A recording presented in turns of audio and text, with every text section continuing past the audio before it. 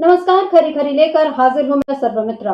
5 राज्यों में चुनावी हलचल शुरू हो चुकी है और इनमें 2 राज्य खास तौर पर इस समय सबकी नजरें हैं, वो है पश्चिम बंगाल और असम। असम में बीजेपी की सरकार पहले से है, तो उसके सामने चुनौती ये है कि क्या बीजेपी अपनी कामयाबी का इतिहास यहाँ पर दोहराएगी या इस बार उसको कांग्रेस से मिलने वाला है बड़ा झटका।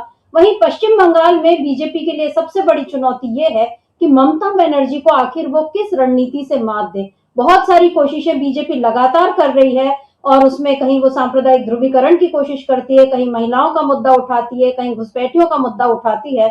और अब तो ऐसा लग रहा है कि चुनाव आयोग के जरिए बीजेपी वहां पर अपना खेल खेलना चाहती है और इस बारे में ममता बनर्जी ने जितने सतर्कता बरती हुई है, जितनी और जिस तरह से वो बार बार चुनाव आयोग के जरिए बीजेपी को घेर रही हैं, उस पर अब सवाल उठने लगा है कि क्या पश्चिम बंगाल में एक बार फिर बीजेपी को बड़ी मात मिलने वाली है। मैं इसलिए ऐसा कह रही हूँ क्योंकि न केवल ममता बनर्जी अपनी जीत के दावे कर रही हैं, जाहिर है वो सत्तारूढ़ पार्टी की मुखिया हैं और उनका काम है अपनी जीत के दावे करना, लेकिन इस समय दूसरे नेता भी जिस तरीके से ये बता रहे हैं कि जीत ममता बनर्जी की ही होने वाली है, वहां पर बीजेपी का कोई खेल नहीं चलेगा, ये बात जो है ये बीजेपी के लिए बैकफायर कर सकती है। और आज फिर ममता बनर्जी ने चुनाव आयोग को कल मतलब रात को उन्होंने फिर से एक चिट्ठी लिखी है और ये 8वीं चिट्ठी है।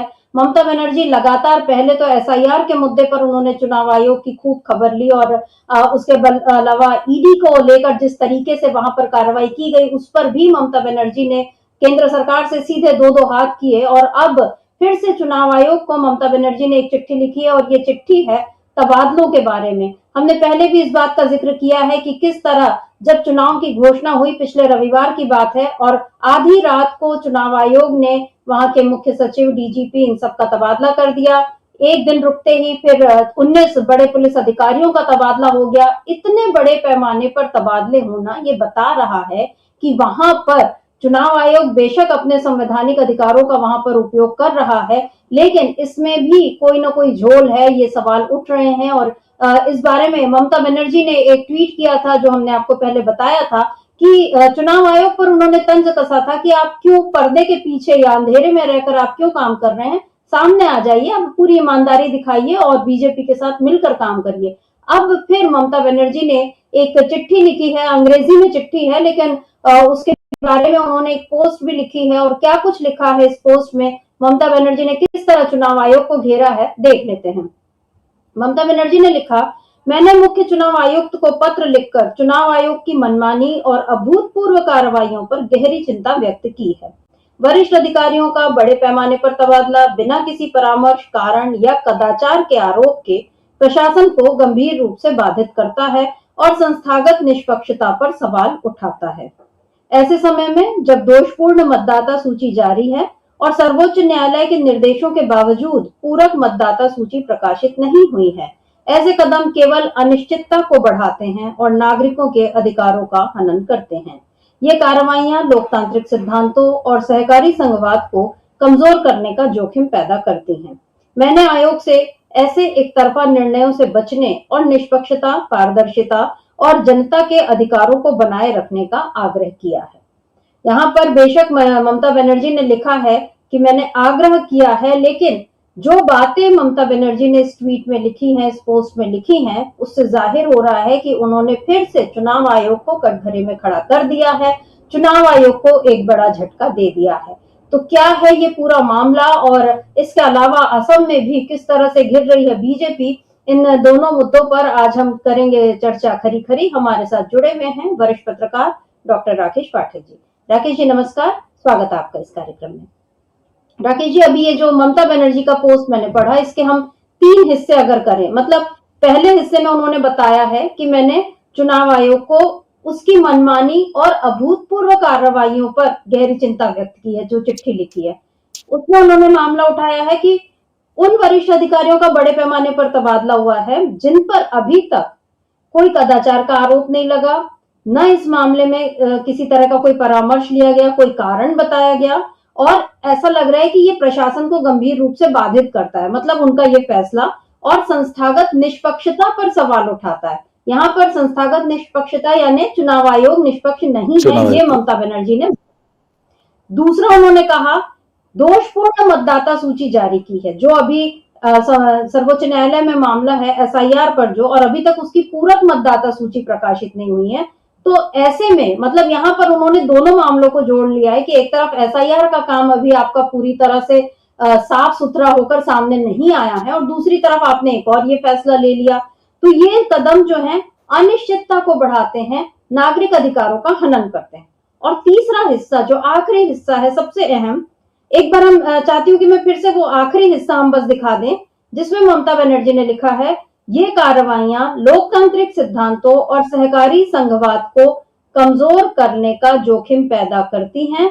मैंने आयोग से ऐसे एक तरफा निर्णयों से बचने, यानी आप एक ही तरफ का निर्णय ले रहे हैं, और निष्पक्षता, पारदर्शिता और जनता के अधिकारों को बनाए रखने का आग्रह किया है। ये 8-10 लाइनों में राकेश जी, ममता बनर्जी ने क्या पूरी तरह से चुनाव आयोग को या बीजेपी के खेल की यहाँ पर धज्जियां उड़ा दी और पूरा बता दिया है कि आप क्या क्या कर रहे हैं, क्यों कर रहे हैं, और ऐसा आपको क्यों नहीं करना चाहिए। देखिए, ममता बनर्जी ने जो कुछ लिखा है वो पूरा देश देख रहा है और जान रहा है।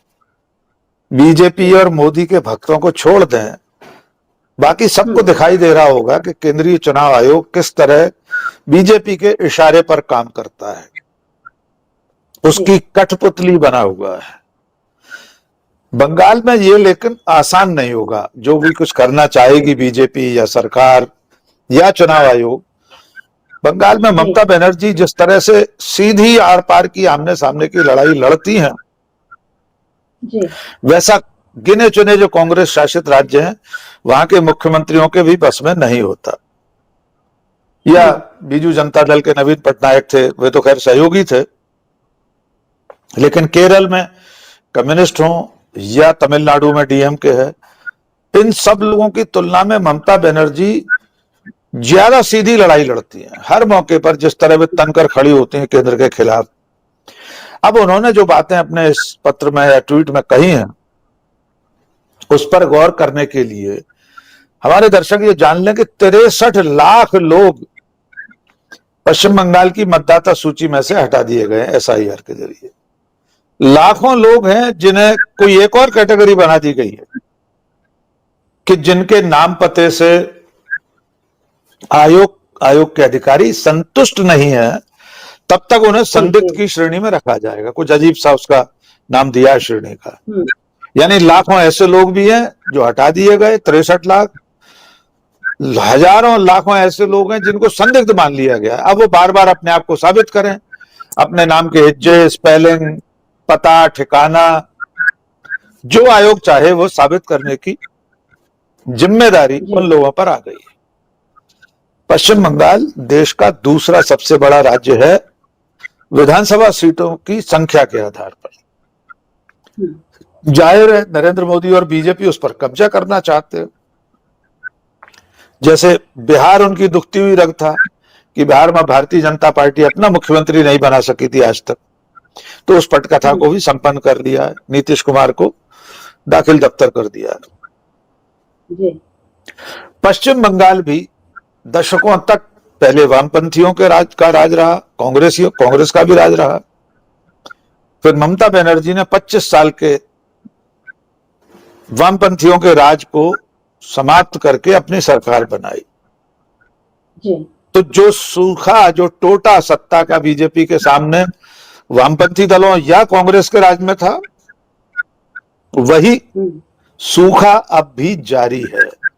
क्योंकि ममता बनर्जी ने लगातार 2 बार जीत हासिल करके ये बता दिया है कि उन्हें हराना इतना आसान नहीं है। नरेंद्र मोदी और अमित शाह मिलकर, बीजेपी, आरएसएस मिलकर, चुनाव आयोग और तमाम संवैधानिक संस्थाएं भी मिलकर उन्हें आसानी से शिकस्त नहीं दे सकते। इसलिए उन्होंने चुनाव की शुरुआत के दिन से ही, पहले दिन से ही सड़कों पर उतर आए। एसआईआर को लेकर लगातार आंदोलन चल रहा है, सुप्रीम कोर्ट का हस्तक्षेप भी हो चुका है। एक वहां पर कोई मतदान रक्षा दल करके कोई संगठन है, उसके भी अभी हमने कुछ कतरने देखी थी। उसका कहना है कि जब तक मतदाता सूचियां दुरुस्त नहीं हो जाती, मतदान होगा ही नहीं। ये जो आर पार की लड़ाई है, इसी की जरूरत है। ममता बनर्जी ने मोदी, बीजेपी और चुनाव आयोग का जो गठबंधन है उस पर हाथ रख दिया है, उस पर निशाना साध दिया है। जनता के सामने पूरी तरह बेनकाब करे दे रही हैं कि चुनाव आयोग बीजेपी के हाथ की कठपुतली है, उसके हाथ का एक औजार है। इसीलिए बीजेपी और मोदी थोड़े से तिलमिलाए हुए हैं, थोड़े चिंतित हैं कि ममता बनर्जी को आप ईडी सीबीआई भेजकर नहीं डांट सकते, उन पर अंकुश नहीं लगा सकते ईडी सीबीआई के दम पर, क्योंकि अगर उनके कुछ कारनामे ऐसे होते तो इतनी दमदारी से वे लड़ नहीं पा रही होती। जी जी बिल्कुल। और बीजेपी वहां पर बहुत तरह से कोशिशें कर ही रही है। अभी हमने देखा कि किस तरह वहां पे राज्यपाल बदले गए, जो पुराने राज्यपाल है वो एकदम से उन्होंने इस्तीफा दे दिया। तब ममता बनर्जी ने कहा, एसआईआर के मामले में तो ऐसा है कि वो पीड़ितों को लेकर यहाँ पर सीधे चली आई, कोर्ट में वो चली गई, मतलब अपना मामला उन्होंने खुद लड़ा। और फिर यहाँ जिस तरह से उनको रोका जा रहा था तब भी उन्होंने कहा कि ये क्या हम यहाँ पर हमला करने आए जो आप हमको इस तरह से रोक रहे हैं, और आप पुलिस हमसे इतना डरती क्यों, ये उन्होंने कहा था। उसके अलावा ईडी मामले में भी वो लगातार अपना कड़ा रुख अपनाए हुए हैं। और हमने ये भी देखा है कि एसआईआर में भी जिस सूची का आपने जिक्र किया राकेश जी, उसमें उन्होंने ये कहा था कि भाई महिलाओं की जब शादी होती है या जगह बदल, उनके सरनेम बदल जाते हैं, तो कहीं आ हो जाता है, कहीं वो सरनेम बदलने से वैसा होता है, या बंदोपाध्याय और बनर्जी, चटर्जी और चट्टोपाध्याय इस तरह की वो भी होती है, तो आप क्या उसमें हमको वो कर देंगे। और हम लोग ने देखा है कि अमर्त्य सेन जैसे इंसान को भी, मतलब उनको भी नोटिस चला गया था चुनाव आयोग का। तो ऐसी सब हरकतें चुनाव आयोग ने वहां पर की हैं पश्चिम बंगाल में। लेकिन जो बात आपने कही कि बीजेपी का सूखा वहां खत्म नहीं हो रहा, हमने देखा राकेश जी बिहार में भी एसआईआर को लेकर बहुत विरोध हुआ, और जिस तरह से वोटर अधिकार यात्रा इन लोगों ने निकाली उस वक्त भी एक जबरदस्त माहौल बना हुआ था। लेकिन फिर भी बिहार में नीतीश कुमार के कारण बीजेपी को शायद बढ़त मिल गई, क्योंकि वहां पर प्रशासन उनका था तो सहयोग उनको मिल गया। लेकिन क्या बंगाल में ऐसा खेल बीजेपी कर पाएगी या चुनाव आयोग को, क्योंकि हम देख रहे हैं कि चुनाव आयोग का विरोध वहां पे किस तरह से हो रहा है। ज्ञानेश कुमार जी आए थे हाथ हिलाते हुए, वो तो हमने देखा, लेकिन मीडिया ने उस बात को बहुत ज्यादा नहीं दिखाया कि कैसे उनको काले झंडे भी दिखाए गए, गो बैक ज्ञानेश कुमार के नारे भी वहां पर लगे, प्लेकार्ड्स दिखाए गए। ये सब जो हो रहा है ये बता रहा है कि बंगाल में माहौल अभी से बहुत गर्म है और ममता बनर्जी को हराना आसान नहीं है। ये बात आज उमर अब्दुल्ला ने कही, संजय राउत ने कही, कल अखिलेश यादव ने कही। पहले सुन लेते हैं कि संजय राउत क्या कुछ कह रहे हैं, उसके बाद अखिलेश यादव का बयान भी सुनेंगे। उसको लेकर जिस तरह से ऑफिशियल्स का ट्रांसफर हुआ है, बात ऐसी है, ममता बनर्जी को आप हरा नहीं सकते। ममता बनर्जी को पश्चिम बंगाल में हराना मुश्किल नहीं, नामुमकिन है। ये अमित शाह जी को मालूम है, ये प्रधानमंत्री मोदी जी को मालूम है, ये पूरे बीजेपी को मालूम है, ये भारतीय जनता पार्टी के आधार स्तंभ प्रमुख चुनाव आयोग को भी मालूम है। इसीलिए पूरा कंट्रोल ले लिया है पश्चिम बंगाल का। चीफ सेक्रेटरी का ट्रांसफर, डीजी का ट्रांसफर, कमिश्नर का ट्रांसफर, उससे क्या होगा भाई? आपके स्टेट में जो और राज्यों में क्यों नहीं फिर ट्रांसफर हो रहा है? महाराष्ट्र में क्यों नहीं होता है? और असम में क्यों नहीं हो गया? असम का मुख्यमंत्री क्या कर रहा है आपको मालूम है? किस तरह का उसका प्रशासन चल रहा है। लेकिन आप कुछ भी करिए, जनता जो है देश की वो ममता दीदी के साथ है, वो लड़ने वाली शेरनी है, हम सब उनके साथ है। और फिर एक बार पश्चिम बंगाल में ममता दीदी की ही जीत होगी। जी राकेश जी, आपने सुना संजय राउत ने क्या कहा। एक तो उन्होंने वो जिस तरह से डॉन फिल्म का जो डायलॉग है कि उनको जैसे डॉन को पकड़ना मुश्किल ही नहीं नामुमकिन है, उसी तरह उन्होंने कहा कि इनको हराना मुश्किल ही नहीं नामुमकिन है। यानी सीधे बता दिया बंगाल की शेरनी है और यहाँ पर आपका कोई खेल काम नहीं आएगा। यहाँ पर जिस तरह से संजय राउत ने भी वही सवाल उठाए जो हम लोग उठा रहे हैं कि आपने आखिर आपको एकदम से क्यों जरूरत पड़ी कि सारे अधिकारियों का आपने तबादला किया और दूसरे राज्यों में ऐसा क्यों नहीं हो रहा। अखिलेश यादव ने भी ममता बनर्जी की जीत का जो दावा किया है, एक बार उसको सुनते हैं, फिर आपकी प्रतिक्रिया चाहूंगी। भारतीय जनता पार्टी कोई टक्कर नहीं दे रही है, वो रिस्पेक्टेड हार चाहती है बंगाल में, बस सम्मानजनक हार हो जाए बस उनकी। मैं आपको दोबारा कहता हूं, बंगाल के लोग जागरूक लोग हैं, समझदार लोग हैं, और वहां पर मुख्यमंत्री ममता बनर्जी जी बनने जा रही हैं फिर एक बार। भारतीय जनता पार्टी की बेईमानी बंगाल के लोग जानते हैं, और उत्तर प्रदेश के लोगों ने तो बहुत करीब से देखा है। इसलिए बंगाल के लोग पुनः ममता बनर्जी को जिता करके एक बार फिर उनकी सरकार बनवाने जा रहे हैं। क्या कहेंगे राकेश जी, जिस तरह से संजय राउत मतलब महाराष्ट्र के नेता, फिर अखिलेश यादव यूपी के, मतलब है ये लोग भी अब केंद्रीय राष्ट्रीय स्तर के नेता, लेकिन इनकी बातें जो ये बोल रहे हैं, इसको आप किस तरह से देखते हैं? देखिए, दो बड़े राज्यों के बड़े नेता ममता बनर्जी की जीतने की भविष्यवाणी कर रहे हैं। इससे एक तो उन्हें कोई ना कोई जमीनी हकीकत पता होगी, ये मालूम पड़ता है। यद्यपि राजनीति में नामुमकिन तो किसी भी काम को नहीं कहा जा सकता।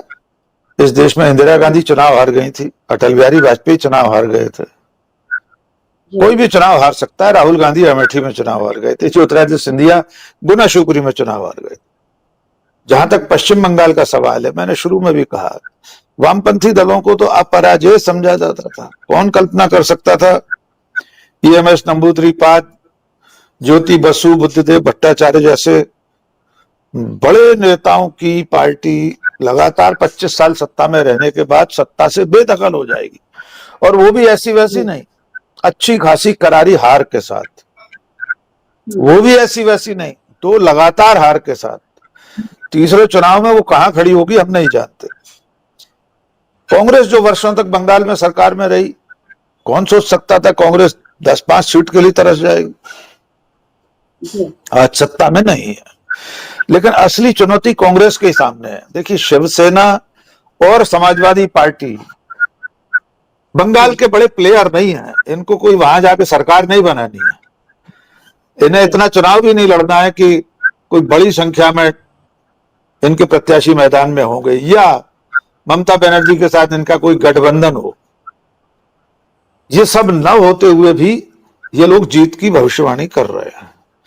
कांग्रेस के साथ में दिक्कत यह है कि वो कांग्रेस पार्टी तृणमूल कांग्रेस से अगर समझौता करती है तो कई तरह के पार्टी में विचार चलते हैं। कुछ लोग कहते हैं आप अकेले चुनाव लड़िए, कुछ लोगों का कहना होता है कि गठबंधन में शामिल होकर लड़िए, जैसे उत्तर प्रदेश के मामले में वहां भी ये बात आती है। अभी देखिएगा 2027 का जब चुनाव आएगा, कांग्रेस पार्टी का एक धड़क आएगा कि नहीं यूपी में अकेले चुनाव लड़िए, जबकि वहां नाम लेवा भी नहीं है कोई। जो थोड़े समझदार होंगे वे कहेंगे अखिलेश यादव के साथ तालमेल करिए, सीटों का बंटवारा समय पे कीजिए, लड़ जाइए। लोकसभा चुनाव में कितना अच्छा प्रदर्शन रहा था। बिल्कुल। तो पश्चिम बंगाल में इन तमाम कारणों के होते हुए टीएमसी के बाद बीजेपी दावेदारी कर रही है अपनी जगह, लेकिन कांग्रेस को भी तो खुद को पुनर्जीवित करना है।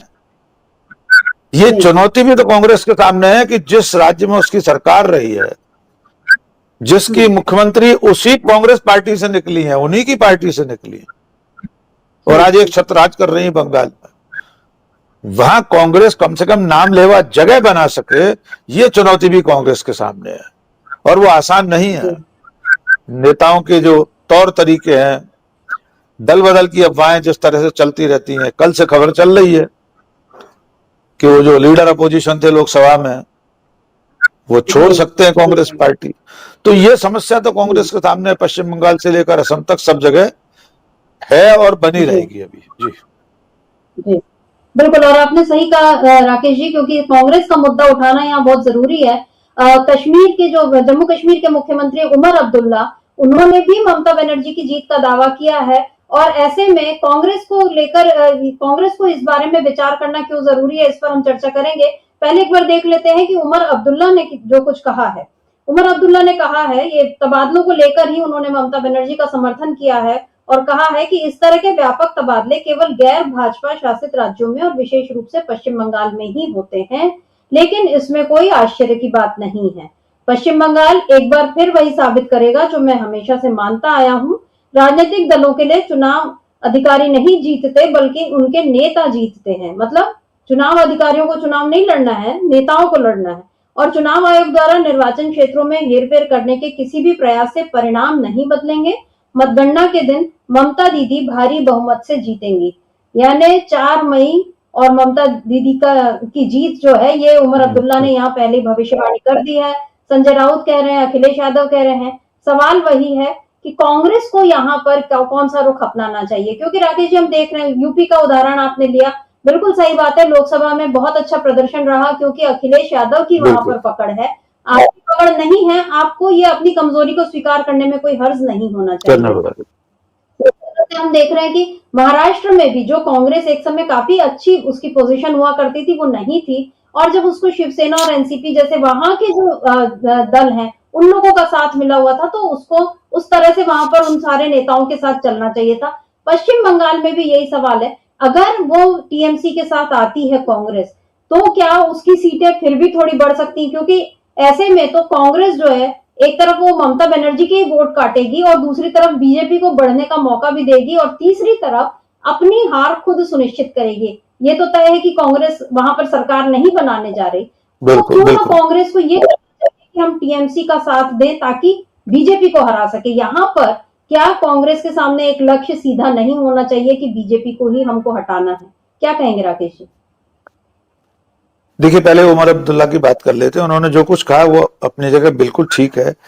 एक बात उन्होंने कही कि 4 मई ममता के जीत को लेकर आपने देखा होगा कि जिस दिन चुनाव की तारीखों का ऐलान हुआ, बीजेपी और उसके समर्थकों के टूल किट में ये डायलॉग, ये जुमला चलना शुरू हो गया था, 3 मई ममता गई।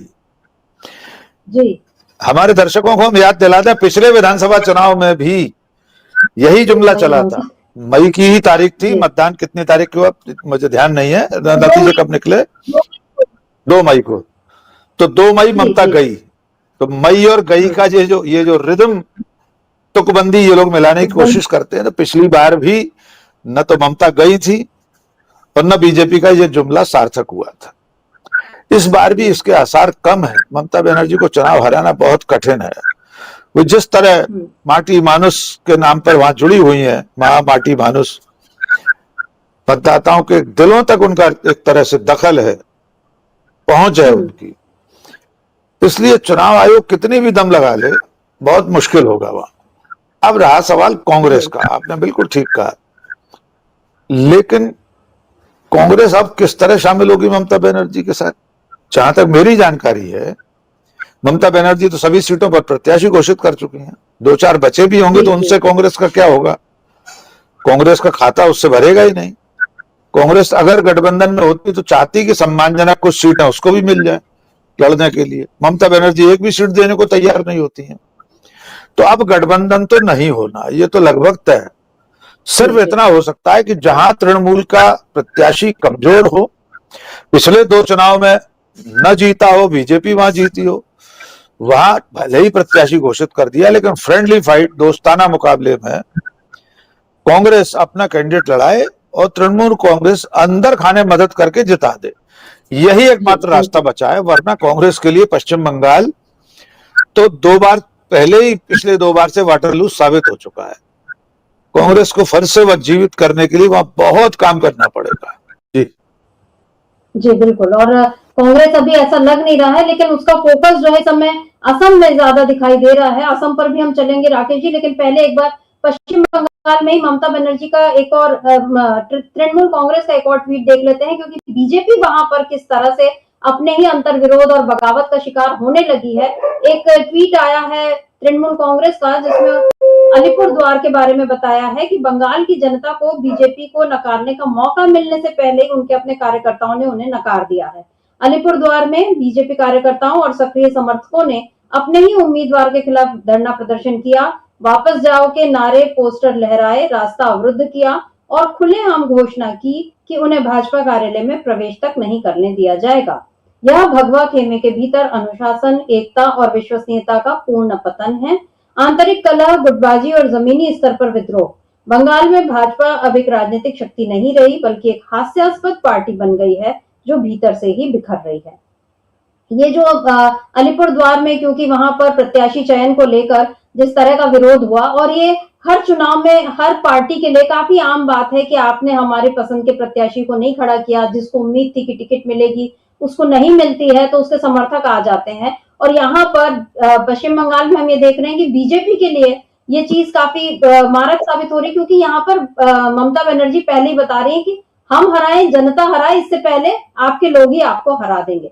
असम में भी राकेश जी ऐसा ही कुछ होता हुआ दिख रहा है, क्योंकि वहां पर जिस तरीके से अभी कांग्रेस में फूट डाली बीजेपी ने, दो बड़े नेताओं को हाल हाल में प्रद्युत बरदोलोई और भूपेन बोरा को उसके पहले वो ले आई, टिकट भी दे दी तुरंत ही। और बोरदोलोई जी का तो एक तरह से हम ये माने कि उनका डिमोशन हो रहा है, सांसद थे अब वो विधायक बनेंगे, तो ये उनको मंजूर है, अच्छी बात है। लेकिन जो दिसपुर से जहां से उनको खड़ा किया गया है, वहीं पर जो कांग्रेस प्रत्याशी हैं मीरा बोर ठाकुर, उनको जो वहां के अतुल बोरा जो बीजेपी के विधायक हैं जिनको टिकट नहीं मिली, बोरदोलोई जी को मिल गई, उन्होंने ये कहा है कि अब मैं कांग्रेस प्रत्याशी को जीत दिलाऊंगा, और आज मीरा बोर ठाकुर की अतुल बोरा से मुलाकात भी हो गई।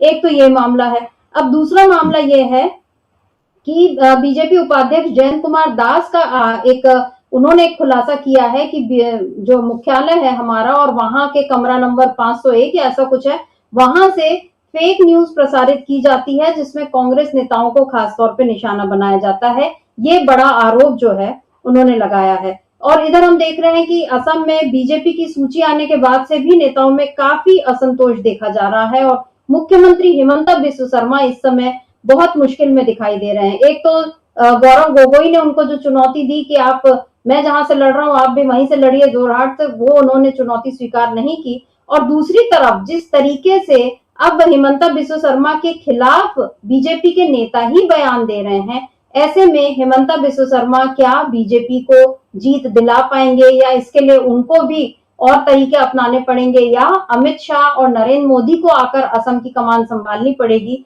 ये तमाम मसले इस समय बीजेपी असम के सामने हैं। बीजेपी की सरकार है असम में 2 बार से, लेकिन क्या बीजेपी अपना जीत का जो ये सिलसिला है वो जारी रख पाएगी, ये इस समय वहां उसके सामने बड़ी मुश्किल है। और आगे भी हम इसी पर चर्चा करेंगे। मेरा ख्याल है राकेश जी का संपर्क हमसे टूट गया, हम उनको धन्यवाद देते हैं, उन्होंने आज की इस चर्चा में हिस्सा लिया। और आप सभी को भी मैं धन्यवाद देती हूँ। राकेश जी आप जुड़ गए, मुझे लगा कि आपसे संपर्क कट गया है। तो अभी मैं बता रही थी कि हिमंता बिस्वा शर्मा किस तरीके से पूरा फंसे हुए हैं, और जिस तरीके से अब बीजेपी के नेता ही, कांग्रेस नेता उन पर वार करें वो एक अलग बात है, बीजेपी के ही नेता जैसे ये अतुल बोरा हैं, जैसे जयंत कुमार दास हैं, उपाध्यक्ष है बीजेपी के, और ये लोग जिस तरीके से वो हमला कर रहे हैं, इसके बाद क्या असम में बीजेपी की राह मुश्किल होने जा रही है? देखिए, पश्चिम बंगाल और असम दोनों जगह की बात कर लेते हैं। हर चुनाव से पहले जब भी दल बदल होते हैं तो पार्टियों में असंतोष होता है। दूसरा असंतोष होता है टिकट वितरण के बाद। थोड़ी सी बात 1 मिनट में पहले पश्चिम बंगाल की। ममता बनर्जी ने, जहां तक मेरी जानकारी है, इस बार करीब करीब 70 टिकट काट दिए हैं। वर्तमान विधायकों की जगह दूसरे प्रत्याशियों को टिकट दिया है। लेकिन इसके बावजूद अब तक तृणमूल कांग्रेस में वैसा असंतोष नहीं दिखाई दिया जैसा 70 लोगों के टिकट काटने पर दिखता। यानी ममता बनर्जी ने पार्टी में अनुशासन को बनाए रखा है, बचाए रखा है। बीजेपी में असंतोष शुरू हो गया है।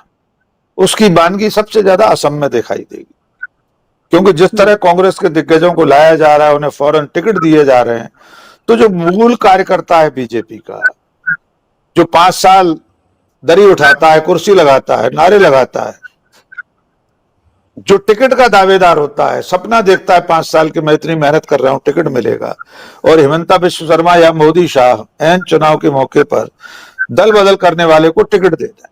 बाकी पार्टियां भी करती हैं, कांग्रेस भी करती है, लेकिन अब बीजेपी में ये ज्यादा हो रहा है। 2014 में लोकसभा चुनाव के टिकटों के नाम से लेकर अब तक का आप देख लीजिए, कितने लोग हैं जिनको दल बदल करके कांग्रेस से छोड़कर आए हुए लोगों को टिकट दिए गए। खुद हिमंता बिस्वा शर्मा उसका जीता जागता नमूना है। वे तो कांग्रेस से आकर मुख्यमंत्री बन गए। उनके भ्रष्टाचार के खिलाफ तो बीजेपी ने पुस्तिका छापी थी, बाकायदा किताब, एक बुकलेट असम में घर घर बांटी थी। और अभी जिनको प्रवेश दिलाया है बोरदोलोई जी को, उनके बारे में तो 2 अगस्त 2025 का ट्वीट है बीजेपी का, बीजेपी असम के ऑफिशियल ट्विटर हैंडल का कि ये व्यक्ति लुटेरा है। पहली लाइन में लिखा है, जिनके घर कांच के हों वो दूसरों पर पत्थर नहीं उछाला करते। फिर पूरी कच्चा चिट्ठा इन्हीं प्रद्युत बोरदोलोई का कि ये असम के सबसे भ्रष्टतम लोगों में से एक है और ये अकेले नहीं है, कांग्रेस में ऐसा लुटेरों का गिरोह है।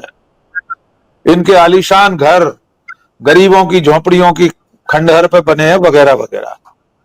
उन्हीं को आज गले लगा रही है बीजेपी, उन्हीं को हेमंता बिश्व शर्मा पार्टी में शामिल कर रहे हैं, टिकट दे रहे हैं। तो अतुल बोरा जैसे लोग कब तक बर्दाश्त करें? तो बीजेपी का मूल कार्यकर्ता इस चुनाव में खुलकर अभी से सामने आने लगा है। चुनाव प्रचार जैसे जैसे तेज होगा फिर पार्टी कोशिश करेगी फायर फाइटिंग की, रूठों को बनाने की। किसी को आश्वासन दिया जाएगा कि सरकार बन गई तो तुमको निगम मंडल में अधिकारी चेयरमैन बना देंगे, किसी को कोई और आश्वासन दिया जाएगा। कितने रूठों को मना पाती है पार्टी? कोई भी पार्टी, कांग्रेस या बीजेपी, तृणमूल कांग्रेस या पश्चिम बंगाल में कांग्रेस, ये चुनौती सबके सामने रहेगी। और ये भारत की राजनीति में एक बहुत सामान्य घटनाक्रम हो गया है।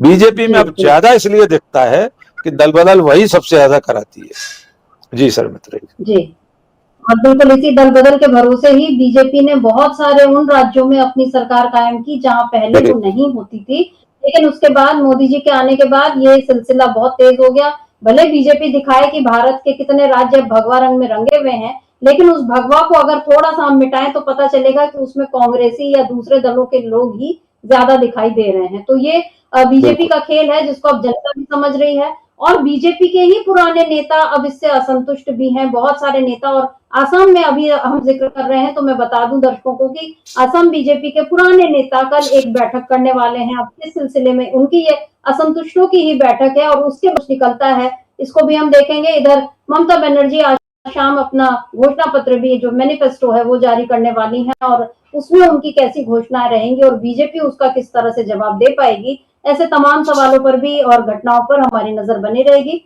राकेश जी, बहुत बहुत शुक्रिया आपका आज की चर्चा में हिस्सा लेने के लिए, और शुक्रिया आप तमाम दर्शकों का भी जो आप जुड़े हमसे और आज की चर्चा को आपने ध्यान से सुना। आगे भी आप बने रहिए टीवी लाइव के साथ।